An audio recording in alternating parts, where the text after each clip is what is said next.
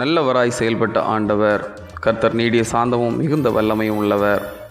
இவ்வாண்டின் இறுதி நாளில் ஆண்டு முழுவதும் நன்மைகளையும் கிருபைகளையும் அருளி அதிசயமாய் வழிநடத்தி வந்த கடவுளுக்கு நன்றி செலுத்துவோம். அசிரியா இஸ்ரவேலின் மிக பழைய கொடிய எதிரி நாடாக யூதாவுக்கு பல்வேறு துன்பங்களை கொடுத்தது. ஆகவே அசிரியாவின் அழிவினை யூதா தேசத்தார் ஆவலோடு எதிர்நோக்கியிருந்தனர்.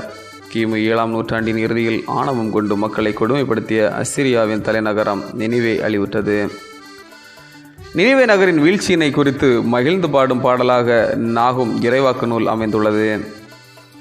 அசிரியாவின் கொடுமையினால் தமது உடன்படிக்கையின் மக்கள் வேதனையுற்ற போது கடவுள் நீடிய பொறுமை உள்ளவராக இருந்து அவர்களை அழிவு நின்று காத்தார். இஸ்ரவேலரது வாழ்வில் தீமைகள் இருந்தாலும் அவர்களை கடவுள் பழிவாங்காது, தீமை அவர்களை மேற்கொள்ளாது பாதுகாத்திடும் நல்லவராகவே செயல்பட்டார். இதனை அரசர் தாவீது குறிப்பிடுகையில், கர்த்தர் நல்லவர் என்பதை ருசித்து பாருங்கள், அவர் மேல் நம்பிக்கையாக இருக்கிற மனுஷன் பாக்கியவான் என குறிப்பிடுகிறார்.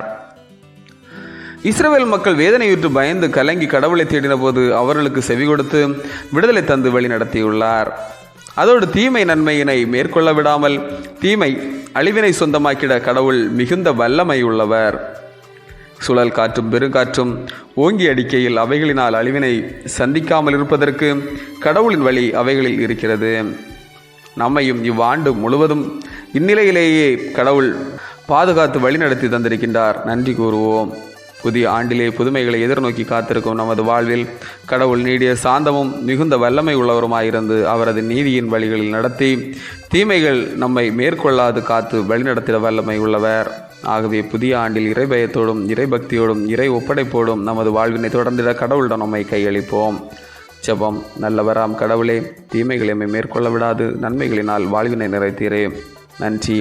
புதிய ஆண்டிலும் நன்மைகளை நிறைவுடன் பெற்று மகிழ்வுடன் வாழ்ந்திட துணை புரியும். ஆமேன். இந்த நாள் உங்களுக்கு இனிய நாளாக மலரட்டும்.